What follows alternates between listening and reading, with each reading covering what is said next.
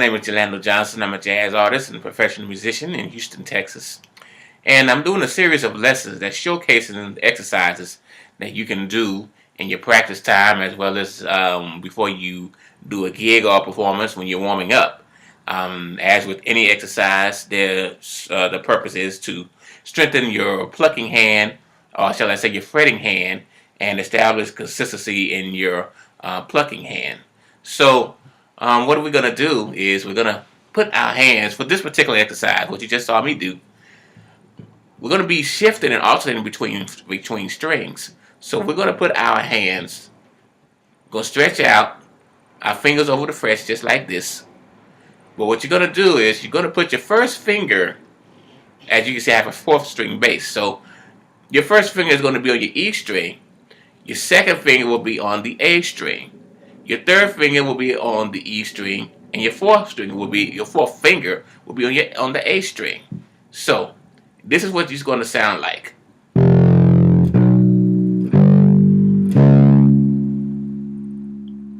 And then the second part of that is when we're going to we're going to shift everything. Is going to be in reverse, or shall I say backwards. That is, your first finger will be on the A string, second finger on the E string, third string on the A string, and fourth finger on the E string. Now, put that all together. Do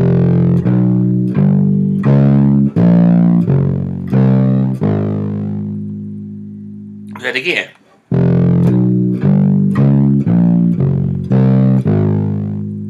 And then we're going to shift everything up a half step and do it again.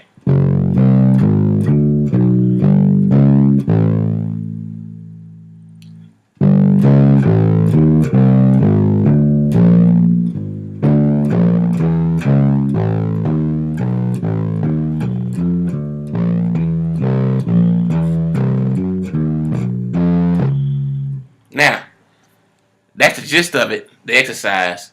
Alternating your fingers, keeping them in position to play the notes. And then we're going to come all the way up here to the top of the bass. And once we get up here, we'll do the same thing.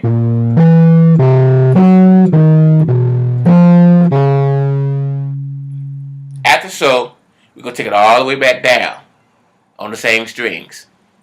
And then we're going to go to the next 2 strings and do the process all over again.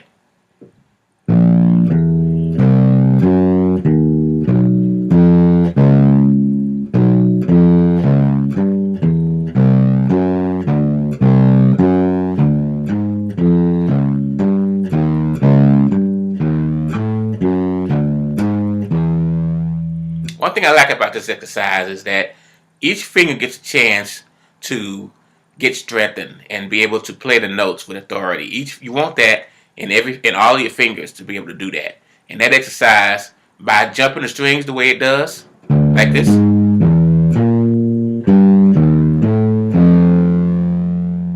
no matter where your finger is on the bass, you'll be able to get a clear, solid sound. So that's the beauty of this exercise.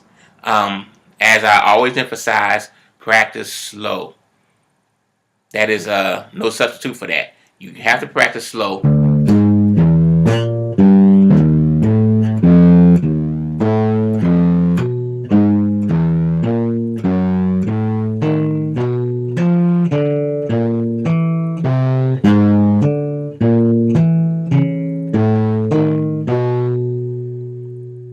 Now, I was skipping around, as you can see, but the gist of the exercise goes like that.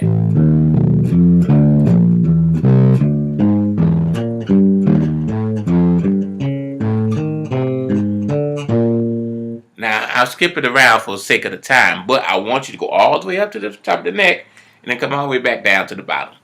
I suggest you do this exercise, again, in your practice time, specifically. More so that time than your warm-up time before you play a gig. If you want to do it, then you can also. But this is something that you can work out during your time of strengthening your hand and going for a particular sound that you want, the best sound, and also establishing the right technique. So you do that exercise, and I guarantee you will see some fantastic results. If you want to reach me, you can do so at my website, Jelando, Jelando Johnson.com, and you can request Skype lessons. I do those, as well as clinics and workshops and master classes. I do all of that too. So I look to hear from you real soon. And until then, keep on grooving, and I will see you next time.